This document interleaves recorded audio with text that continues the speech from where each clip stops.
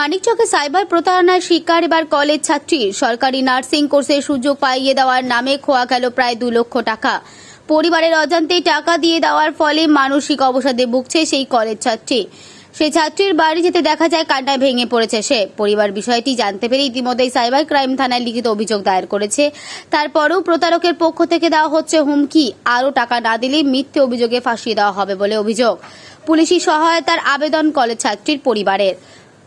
মানিকচকের লালবাথানি এলাকায় বাসিন্দা, পেশায় চাষী বিপিন সরকার। পরিবারের স্ত্রী ছাড়াও রয়েছে 2 মেয়ে 1 ছেলে। সকলের বড় মানিকচক কলেজের প্রথম বর্ষের ছাত্রী বিউটি সরকার। জানা গেছে বিগত বছর জিএনএম এবং এএনএম কলেজে ভর্তির জন্য পরীক্ষা দেয় বিউটি। তবে সেই সময় সে উত্তীর্ণ হতে পারেনি। সেই সময় তার এক বান্ধবী তাকে গোপাল ঘোষ নামে এক শিক্ষকের সঙ্গে যোগাযোগ করতে বলে এবং জানান তার সাথে যোগাযোগ করলে সে নার্সিং কোর্সে ভর্তি হতে পারবে, কিন্তু সে তাতে আগ্রহ দেখায়নি। তবে বিগত বছর ডিসেম্বর মাসে তার কাছে এক অজানা নাম্বার থেকে ফোন আসে এবং সে নিজেকে গোপাল ঘোষ নামে পরিচয় দেয়। সে বিউটিকে জানায় নার্সিং কোর্সে ভর্তি হতে গেলে তাকে প্রথমে 2500 টাকা অনলাইনে প্রদান করতে হবে, নাম নথিভুক্ত করতে হবে। প্রথমে বিউটি রাজি না হলেও পরবর্তীতে সুযোগ পাওয়ার আশায় সেই টাকা প্রদান করে। তারপর থেকেই শুরু হয় সেই প্রতারণার চক্র। পরবর্তীতে অনলাইন ক্লাস এবং নোটিশ দেওয়ার জন্য তার কাছে আরও টাকা চাওয়া হয়। এদিন এ বিষয়ে বিউটি মণ্ডল কাঁদতে কাঁদতে বলেন তার কাছে থাকা স্কলারশিপের প্রায় 30,000 টাকা এবং বাবার দেওয়া প্রায় 1.5 লক্ষ টাকা তিনি গোপনে পরিবারকে না জানিয়ে সেই প্রতারককে প্রদান করেছে। তার কাছে টাকা ফেরত চাইলে সে বিভিন্ন রকম হুমকি দেয়, এমনকি আরও টাকা না দিলে তাকে বিভিন্ন রকম অভিযোগে ফাঁসিয়ে দেওয়া হবে বলেও জানিয়েছে। বিষয়টি কিছুদিন আগে সামনে এসেছে পরিবারে। তারপর তারা মালদাহ সাইবার ক্রাইম থানায় লিখিত অভিযোগ দায়ের করেছে। আর সেই অভিযোগের ভিত্তিতেই তদন্তে নেমেছে পুলিশ।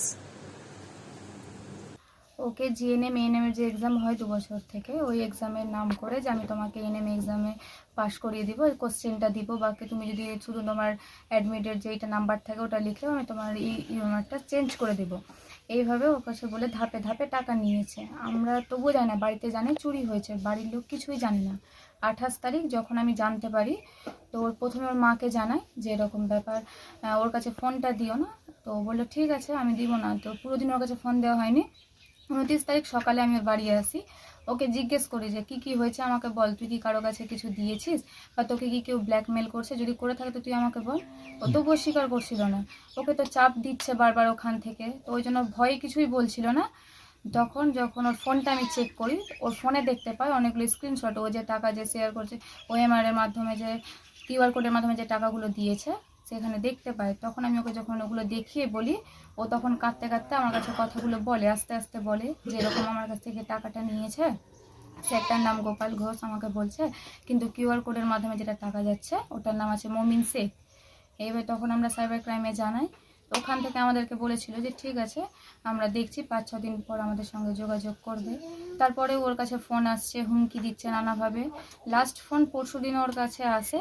তোর গার্জেন হিসাবে ওর মা প্রথমে ফোনটা ধরে, তখন ওকে বলছে যে ওর মাকে যে আপনি কি বিউটির গার্জেন বলছেন? তোর মা বলছে হ্যাঁ বলছি, আপনি কে বলছেন? বললো যে আমি স্যার বলছি, এরকম আপনারা কি জানেন যে বিউটি এত টাকা দিয়েছে আমাকে? তো ওর মা বলছে না আমরা তো জানি না, আমরা বাড়িতে জানি চুরি হয়েছে। তখন বলছে যে বিউটি আমাকে 1,82,000 টাকা দিয়ে দিয়েছে। স্যারটা ঠিকই বলছে যে 1,82,000 টাকা দিয়েছে, তো আপনি আমাকে 25,000 টাকা দেন, যার জন্য আমি তখন 1,50,000 টাকা আপনাদেরকে ঘুরিয়ে দিচ্ছি। ওটা তখন আমি ছিলাম পাশে, আমি ফোনটা নিয়ে বললাম যে কেন আমরা আপনাকে 25,000 টাকা বিশ্বাস করে দিব, এত টাকা তো আপনাকে দেওয়া হয়েছে, তারপরেও তো একটা টাকাও রিটার্ন পাইনি, তো কিসের জন্য দেব? তখন উনি বলছে যে না আমাকে উপর থেকে বলেছে, আমাদের একটা সিস্টেম আছে যে আমাকে মানিকচক থানায় এসআইয়ের সঙ্গে আমার কথা হয়েছে, উনি বলেছে যে আপনাদেরকে এরকমভাবে টাকা দেওয়া যাবে না। কোন বিশ্বাস আছে যে বিউটি নিজের বাড়ি থেকে টাকা চুরি করে দিয়েছে? ও তো অন্য কারোর বাড়ি থেকেও টাকা চুরি করে দিতে পারে। এইভাবে ভয় দেখাচ্ছে যে ওকে চিটিং কেসে ফাঁসিয়ে দিব, আপনারাও ফাঁসবেন। আমি কালিয়াচক হামেশা যাই, কালিয়াচকের সঙ্গে পুলিশের আমার যোগাযোগ আছে ভালো করে। এইভাবে ভয় দেখাচ্ছে, এসএমএস করছে বারবার ওকে। হ্যাঁ, মানিকচক থানায় এসআইয়ের কথাও বলেছে। ও পুরো ভেঙে পড়েছে, ও তো পুরো ভয় পাচ্ছে যে কি হবে না হবে। ওকে বলছে চিটিং কেসে ফাঁসিয়ে দিবে, কান্নাকাটি করছে, খাওয়া দাওয়া ছেড়ে দিয়েছে, সব সময় একা একা থাকে, চুপচাপ বসে থাকে, কারোর সঙ্গে বেশি কথা বলে না, কাঁদে মাঝে মধ্যে। হ্যাঁ ও ভয় রয়েছে, তো প্রচন্ড ভয় রয়েছে। ও ওকে যে বলছে চিটিং কেসে ফাঁসিয়ে দেবো, কোন প্রমাণ যে তুমি তোমার বাড়ি থেকে টাকা চুরি করেছো, এইভাবে ওকে বলছে।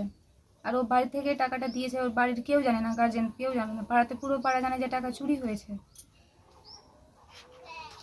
না, টাকাটা বাড়িতে হয়তো ওর হাতে এনে ওর বাবা দিত, ও রাখতো। এর আগে তো কোনো দিন হয়নি ওকে বিশ্বাস করে যেন টাকাগুলো দিত, বাক্সতে রাখা থাকতো, অ্যাটাচিতে থাকতো, কিন্তু ওখান থেকে ও আস্তে আস্তে নিয়েছে। প্রশাসনের কাছে একটাই চাইছি যে যেই কাজটা করেছে তাকে যাতে ওর ন্যায্য বিচারটা হোক। একটা মেয়ে যে এরকমভাবে আস্তে আস্তে পড়াশোনা করছে, ও তো চিন্তার মধ্যে থাকছে, কিছু যদি ভুল সিদ্ধান্ত কিছু যাতে না নেয়, যার জন্য প্রশাসন এর ন্যায্য বিচারটা করুক। মৌমিতা আচার্য। এই তো যে বললো আমার মেয়ে এইসব কথা, প্রথম আমাকে বললো কি আমাকে এই পরীক্ষার জন্য এতটি টাকা চাইছে মা। তা আমি বললাম তুই বাবার সঙ্গে যোগাযোগ করবি, তারপরে দিবি টাকাটা। মেয়ে ভিতর থেকে ওই রকম করে দিয়ে দিল, আমি জানি না। বাড়িতে এরকম ওর হাতেই টাকা, কোনো দিন 10টা টাকা এদিকে ওদিকে করে নি। এই টমেটো চাষ করছিলাম, বিক্রি করে করে এনে রাখছিলাম, ওই গুনতি করে রাখছিল, ভাবতে পারেনি কি মেয়ে এরকম করে দিবে। কত টাকা ছিল?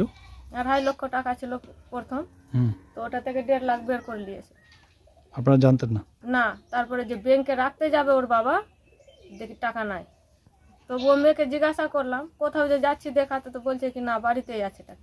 মেয়েকে জিজ্ঞাসা করছি, মেয়ে বলছে না আমি টাকা নেইনি। ওটা হয়ে গেল মোটামুটি 22-23 দিন থেকে বেশি হয়ে গেল। তারপরে দেখছি ওর বাবা নিজের হাত দিয়ে টাকা রাখলো, ওটাও 35,000 টাকা থেকে 22,000 টাকা টেনে নিল। 9,000 টাকা গুনতি করে রাখলি, 1,000 টাকা নিয়ে গেল। 3 ঘন্টা তো ওটাও টাকা বের করে নিল। তারপরে জানতে পারলাম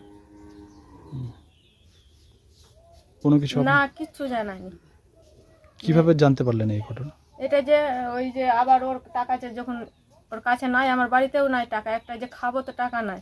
তারপরে মেয়ে আবার অন্যজনকে বলছে কি টাকা এতটি দিতে হবে, তো ওকে বলছে কি টাকা যদি এটা না দেয় তো আমি মরে যাব। কে বলছে?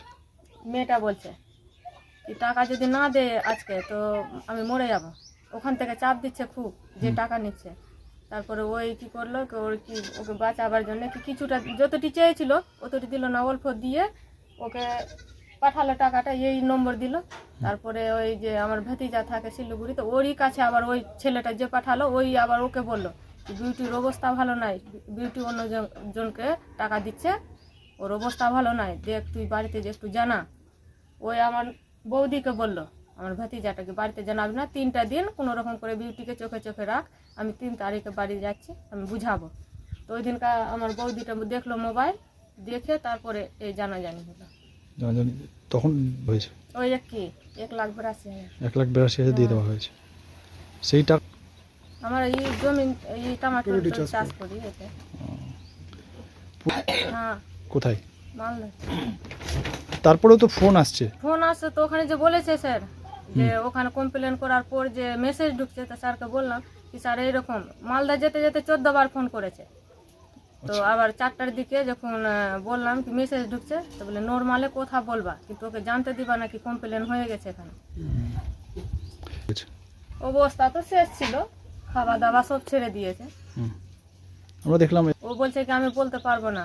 আমি বলি টাকা যখন দিলি তুই কেমনি দিলি টাকাটা, আমরা কাজ ভয় আছে ওর ভিতরে। কিরকম ভয়? হ্যাঁ, কিরকম ভয় বলুন? এখন কি আমরা যদি বাড়িতে কোনো চাপ দেই, ওর বাবা কি আমি, তো করতেও পারে ওই সুসাইড করতে হবে। কেন, ও কি কোনো ধরনের হুমকি দিচ্ছে যে ফোন করছে? হ্যাঁ, হুমকি দিচ্ছে তো। কি বলছে? মোবাইলে রেকর্ডিং আছে, শুনিয়ে দে তো। হুমকি দিচ্ছে কি টাকা দিতেই হবে, আচ্ছা, না তো চিটিং কেসে ফাঁসিয়ে দিব, আচ্ছা আচ্ছা, এইসব কথা বলছে। এসব নিয়ে মেয়ে ভয়ের মধ্যে আছে। হ্যাঁ। আপনার নাম? সরস্বতী সরকার।